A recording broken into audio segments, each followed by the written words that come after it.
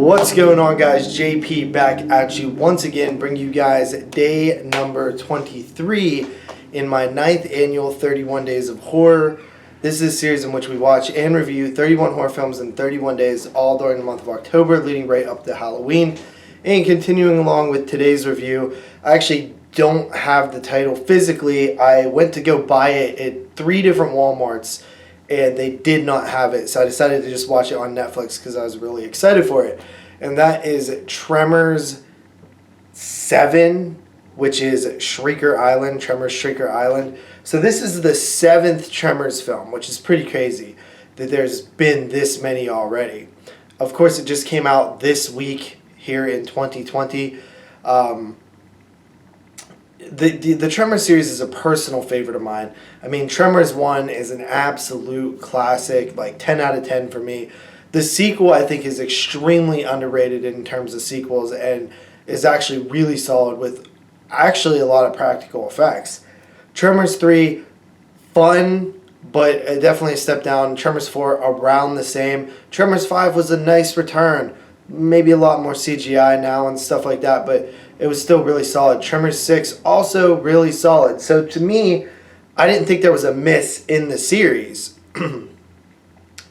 So going into this one, I was just like, keep the streak alive, you know? So this one takes place sometime after the last two films, well, after all the films. I mean, they all have continuity. Basically, this very rich man has put a couple of graboids on an island to hunt them. He's very rich and powerful, and he even genetically modified them, like basically test tube graboids, to make them even more of a dangerous hunt. And things kind of go wrong a little bit, and it's the people that are on the island try to reach out to Burt Gummer to get him to come in and take care of the graboid situation. But the graboid situation is, steadily, quickly becoming a Shrieker situation, which is the second stage evolution monster thing in the graboid life cycle. And I think, or I guess it would be, depending on if you count the egg, it would be third stage. Either way, it's after the graboid, then comes the Shriekers. So the Shriekers are back, which was really cool to me, knowing that it was called Shrieker Island, because for me, in terms of besides the first film, the second film is definitely my favorite, which is all centered around Shriekers, and I actually think Shriekers are the coolest out of the three. So that's why I've always kind of liked the whole Shrieker thing. Now they find Burt Gummer on an island, and he's all long-haired, gray beard, and he comes and reluctantly helps them. Upon getting to the islands, though, he finds out he's completely gunless. They don't have any arms to deal with the graboid situation, which is a huge no-no for Burt, so they have to resort to some flamethrowers and chainsaws and machetes and dynamite and stuff like that. Okay, so first of all, it's fun to see this character back. It always is. I love Burt Gummer. I love Michael Gross as Burt Gummer. He's really fun. There's references to some of the other films, which is nice, because I do love that continuity involved in the films. There are a handful of missteps in this one.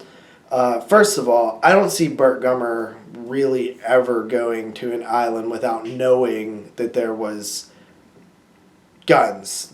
And also, the story element, it doesn't really work, because one of the funnest things about Burt Gummer is seeing him with all his guns and then them being taken away, which they do in almost every Tremors film, where he's out of ammo, or they run into a problem they weren't expecting, so they have to change their plan of attack and stuff like that.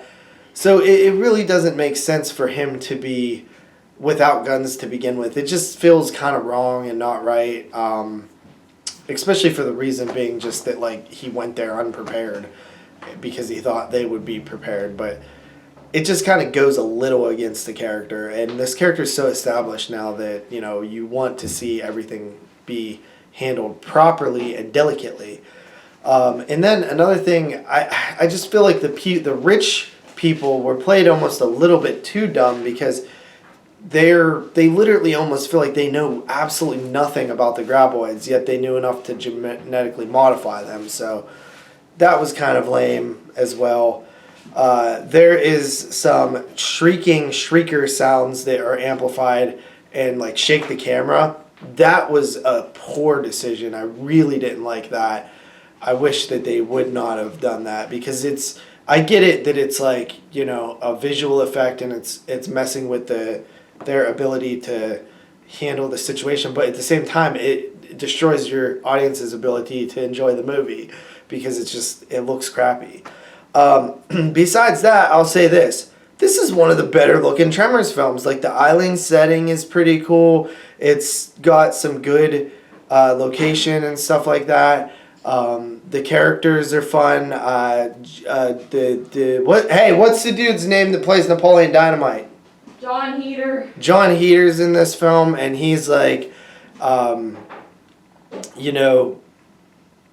didn't even recognize him. Like, he's playing like a cool guy pretty much. So, he's definitely come a long way. Shut up. And Jackie Cruz is in this, and she was in Orange is the New Black. She's okay. There's like a little love interest thing with Bert and this chick that he used. Apparently, it's Jamie Kennedy's dad, his character, from the previous film, the fifth film. So that's kind of cool that they're referencing that stuff.